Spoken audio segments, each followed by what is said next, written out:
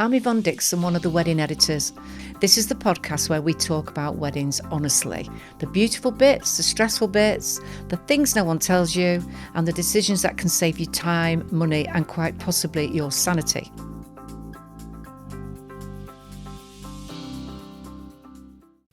Let me ask you something. Does planning your wedding sometimes feel like a full-time job you've never actually applied for? You got engaged and that was magical. You were excited, you were giddy, you opened a planning checklist and you felt ready. And then it hit you. Not one list, not 10 decisions, hundreds of them. The venue, where you're going, the dress, the style, the budget. Fine, you expected those three. But then came the napkins, the fonts, the favours, the seating plan, the lighting, the timings, the menu options, the flowers, the stationery, the timeline for the morning, the song for the first dance, and the wording on the invitations. And every single decision that you have to make feels urgent. Every single one, important. Just when you thought you got a handle on it, other people have arrived with their opinions. Your mum, his parents, your best friend who got married 15 years ago, and is absolutely certain she knows best. Suddenly your wedding, the one that was supposed to feel completely, joyfully yours, starts to feel like a committee project where you somehow have the least amount of say. So if that sounds familiar, you're absolutely not alone. And today we're going to talk about exactly why this happens, and more to the point, how you can take back control. So why does wedding planning feel so relentlessly overwhelming? Let's start with the most common culprit, decision fatigue. Decision fatigue is a very real thing and it's powerful. When you look at a list where everything feels equally important, your brain struggles to find a starting point. Nothing feels clear, and that's exactly where you get stuck. So most couples are actually planning the wedding around full-time jobs and everyday life. And wedding planning gets squeezed into evenings and weekends without a clear structure, without specific prioritisation, and without any real boundaries. So what happens? Everything becomes urgent, everything feels important, and before long you're exhausted.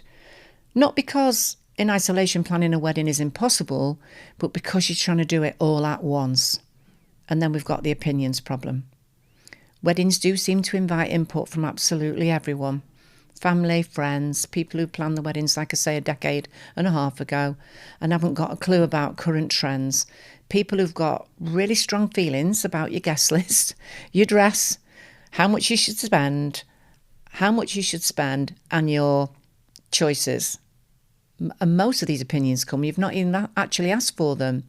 And here's where it gets even more complicated. If somebody is contributing financially to your wedding, it can feel almost impossible to hold your ground, because accepting their money can feel that you've got to accept their authority over the day. So you start adjusting, compromising, trying to keep everyone happy. And slowly, quietly, you lose sight of what you actually wanted. Layer on top of all of this the pressure of perfection that you're striving for, and you have the perfect storm. So social media has created this almost artificial ideal that your wedding should be flawless, beautiful, seamless, and unforgettable in every single way. But here's the reality: perfection is not only unrealistic, it's bloody exhausting. Weddings are live events. Things will shift. Timelines will change. Something unexpected will happen, and it's not failure; it's normality. So how can you take back control? Here's the good news. It's actually simpler than you think. It doesn't require doing more. It requires doing less but better. Start at the very beginning by getting clear on your intention. Outline how you see your day actually panning out. Not the aesthetic, not the Instagram version, the feeling. What matters to you both? What does this day need to be about? Create a wedding that reflects your values and your relationship. Not one that's trying to meet an impossible standard that's been set by everyone else. Next, learn to triage your decisions. Not every decision deserves the same amount of energy. Some things genuinely matter, most things genuinely don't. Give yourself permission to make a quick call on the small stuff and move on. The napkin font is not going to make or break your wedding day. When it comes to other people's opinions, and this is important, you are allowed to listen without absorbing. You can hear someone's view, thank them warmly, and still do exactly what you want. Opinions are optional. Your vision is not. If somebody is contributing financially, have the conversation early and clearly about what that means in terms of input. A generous contribution with no strings attached is a gift, a welcome gift, and a contribution that comes with control is a negotiation, and you need to know which one you're in before you accept it. And instead of aiming for perfection, aim for presence. Aim for a day that feels like you, one that flows well, looks beautiful enough, and more importantly, one that you are actually there for rather than managing from a place of anxiety. At the Wedding Editors, this is exactly what we help couples do. We focus on what matters. We break the process into clear, manageable steps. We help you remove unnecessary decisions that don't need to be made too early. And we help you stay aligned with your vision and your budget. Because when you simplify the process, something powerful happens. Chaos turns into clarity, stress turns into structure, and overwhelm turns into confidence. So before we go, here are today's 3 Weddits. Weddit number 1. Not every decision deserves your energy. Learn to identify what truly matters. Give yourself permission to let go of the rest. Weddit number 2. Opinions are optional. You can listen, but you don't have to absorb them. Always keep your own vision in the forefront of your mind and protect it. Weddit number 3. Structure creates calm. When you break wedding planning into clear steps, overwhelm disappears, confidence takes its place. And now a little celebrity confidential. I never name names, but I can tell you this. I once worked with a very high-profile couple who, by the time they came to us, had been planning their wedding for almost a year. They were exhausted.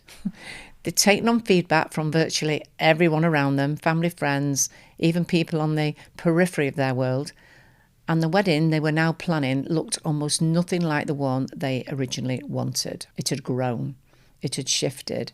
It had become something that was trying to please everybody. One of the first things we did was sit with them and ask if nobody else had any opinion on this day at all, what would it look like? The relief on their faces was immediate. We stripped it back. We rebuilt it around what they actually wanted. And the wedding they ended up with was smaller, calmer, more personal, and by every account, one of the most beautiful days I've ever been part of. Clarity is always more elegant than chaos. So if this episode resonated with you, please share it with someone who needs a little calm in their wedding planning journey. I'll bring the reality check, you bring the vision. Together we'll meet somewhere sensible in the middle. And in our next episode, we are going to talk about money. Specifically how to build a wedding budget that actually works, where couples consistently overspend without realising it, and the one budget conversation most people avoid having until it's too late. Trust me, you'll want to hear this one.